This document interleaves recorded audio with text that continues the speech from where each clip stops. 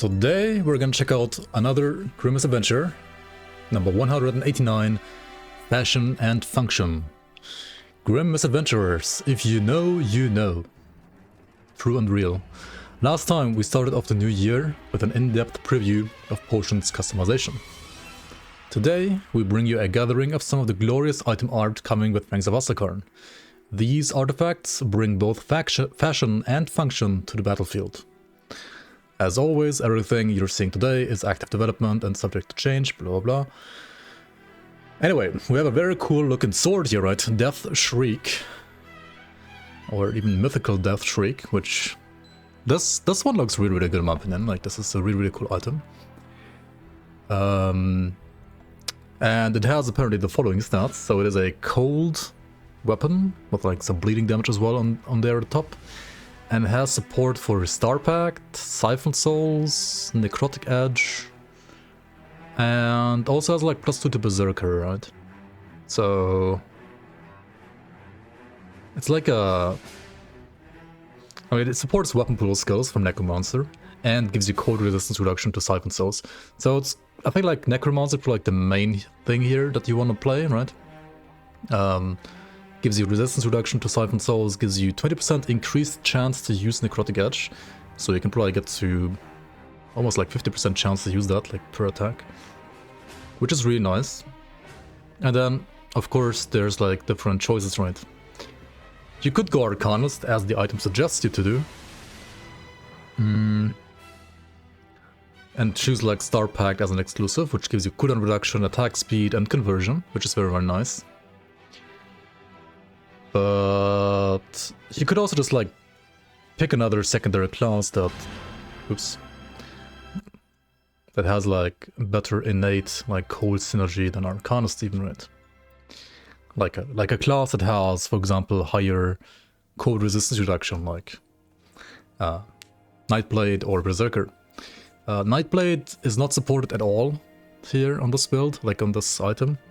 So Berserker seems to be like the more obvious choice, which would make this a... what is it? Veil Guard, Veil Keeper? What's it called again? Like Berserker and Necromancer? Something with Veil, right? I think it's like Veil Keeper or something like that. Veil Walker, never mind. Okay, Veil Walker, right. So it's a Veil Walker / Spellbinder item. And I guess you could also play it on the Reaper. But yeah. In my opinion, this is a really good sword. It definitely seems worth playing around if you find this. And if you wanted to make a cold Veil Walker, then this is going to be very nice. Also, if for some reason you wanted to do like a 2-hit melee Spellbinder or like another alternative for Reaper, this is good, I guess, as well. You will probably need to find a way to get like 100% vitality to cold conversion as well, because like Necromancer has a bunch of flat vitality damage on Soul Harvest, which is by default vitality, and you want to convert it to cold, right? But it already like takes care of all like the Aether to cold conversion, which is very good. The bleeding damage is probably gonna be like a meme on this. I don't see like this being good for bleed damage ever. It's like attacked on there,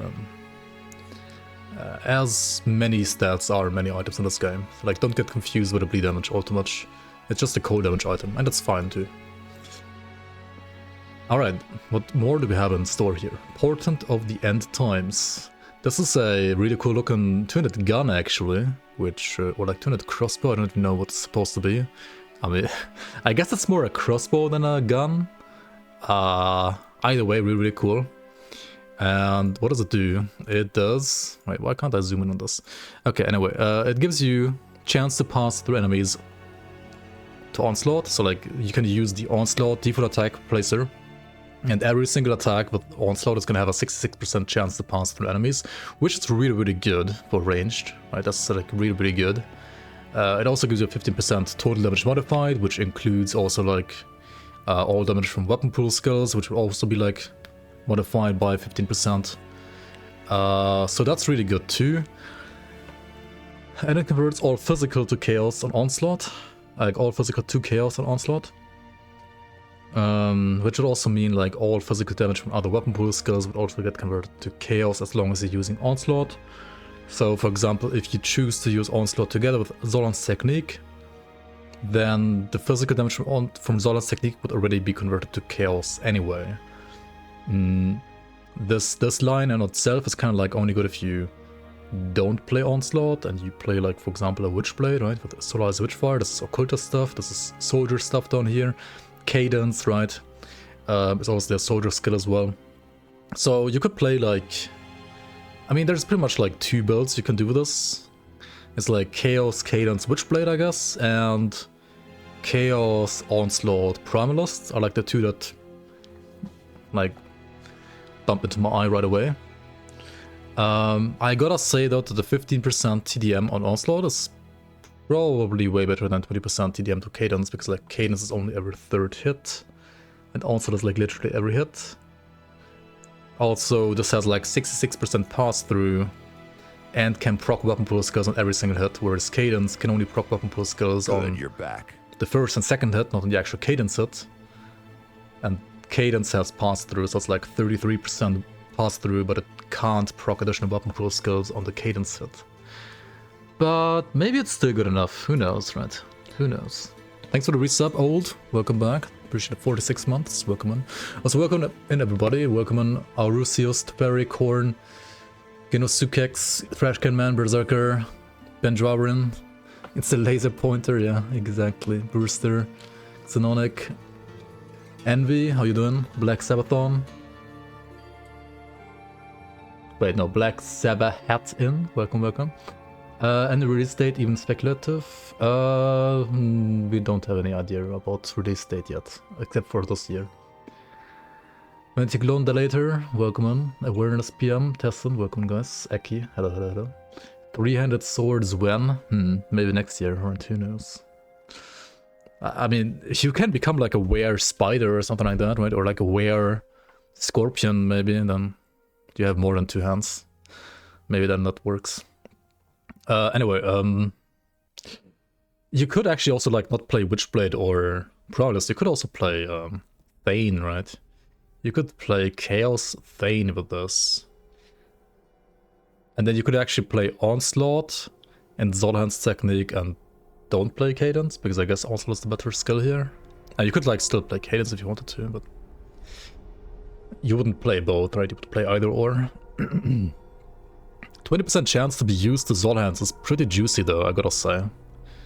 This percent chance to use a weapon pool skill is really, really good. That's really good. So yeah, we'll see. Very, very cool weapon, that's for sure. Very cool looking, and yeah. Finally some stuff for like Chaos, like ranged Chaos Witchblade or the new Berserker classes as well. Really interesting.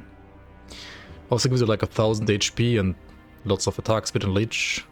There's some bleeding damage on this as well. I mean, both Onslaught and Cadence have bleeding damage, but I don't see this actually being good for bleed. Just like it again, just like on this weapon, it's like a just tacked on. Are there any guides on Dawn of Mastery builds? I don't know. Maybe there are some out there somewhere on YouTube or on the forums. I have not made any myself though. Scion of Ruinous Crags. Isn't this like an area in like Forgotten Gods actually? Kinda sounds like that. Anyway, this one is a physical internal trauma damage item, which is a one-handed mace first of all, and looks like this, right? Pretty cool looking mace as well, very rad. And it has a couple of things going on for it, right? So it has weapon damage to leap, and leap, as we know now, hits with 2 hands, or like with both hands as well if you're dual wielding now, not just with 1 hand. So you could either dual wield this weapon and play like dual wield leap berserker, like physical leap berserker with this, which also would mean you would probably get like 100% pierce to physical conversion. I'm assuming that's like rolls from maybe like 35 to 55%. So you can get like under, I mean, yeah. If you can read what's said in brackets here, then you know like what the min and max values are, right? So you can get 100% pierce to physical if you dual wield this, with like additional damage to leap. So you can play like physical leap with this. And then there's like some other stuff on this item which I don't think synergize well with Leap. I mean, you could combine it with Leap, but I don't think it like synergizes all too well with Leap itself. And that's like flat physical damage to Spectral Binding. I mean, that's nice, right? I mean, having physical damage to Leap is cool, right?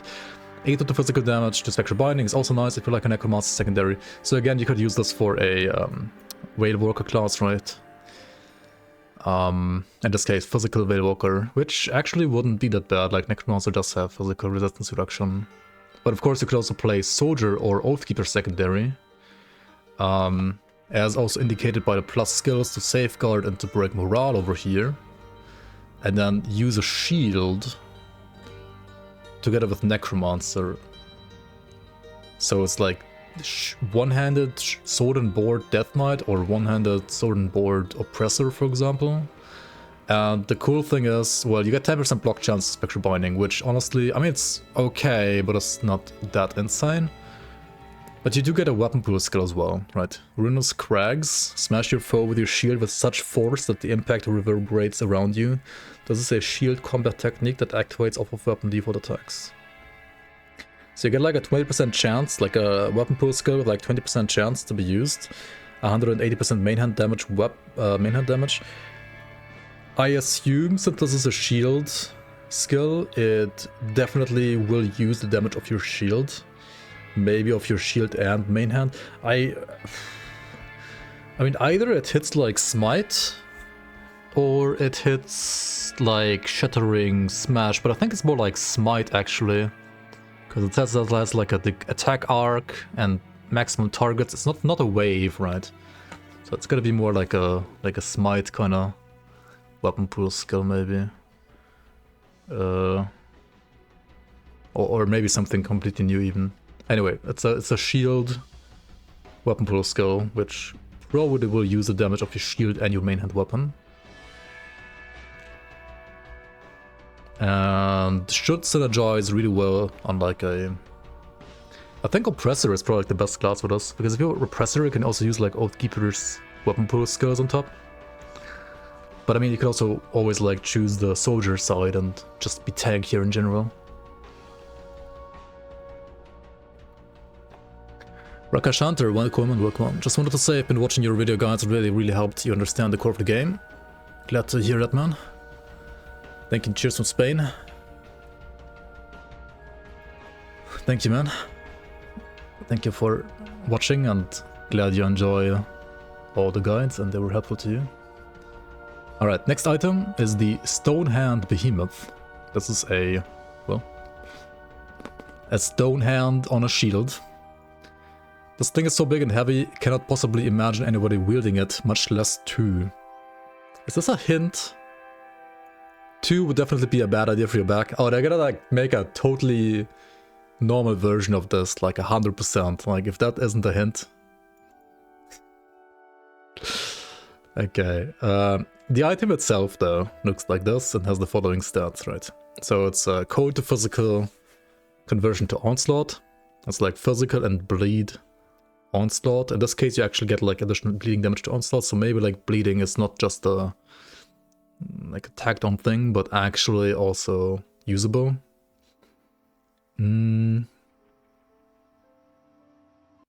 But then it has like a skill, right? Stonehand, bash your opponents with a sickening explosive crunch that leaves them disoriented and broken. Requires a melee weapon. Okay, so you can't use this with a gun. And it has 500% main hand damage, which sounds insane. Give me 1 second real quick, guys.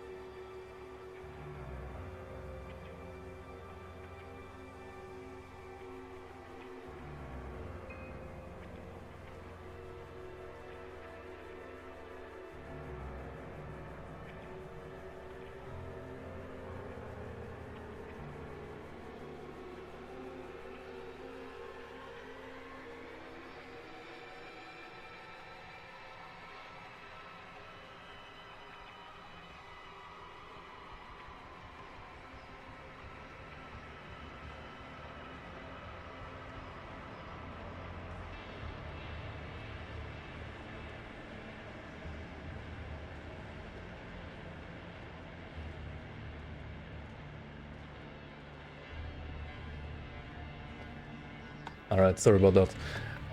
Okay, so Stonehand Behemoth, right? Stonehand Behemoth, the Stonehand skill. So, right, it deals 500% main hand damage, which sounds insane. But remember, you only have a one-hander, so it's not gonna be like insane two-hander damage, but still 500% is a lot, right? And it has like additional bleeding, internal trauma, DA shred, and the target area, so it's a pretty nice AoE skill as well. And again, has like +1 all skills to Oathkeeper, so it kind of seems like a, well, in this case, Berserker plus Oathkeeper items, or maybe like a Zealot item. Otherwise, you also get bonuses to Open Wounds, which is a sub-skill from Onslaught, +4 to Blood Pact, which is a Shaman skill, and +2 to Spectral Wrath, which is a Necromancer skill. I don't see how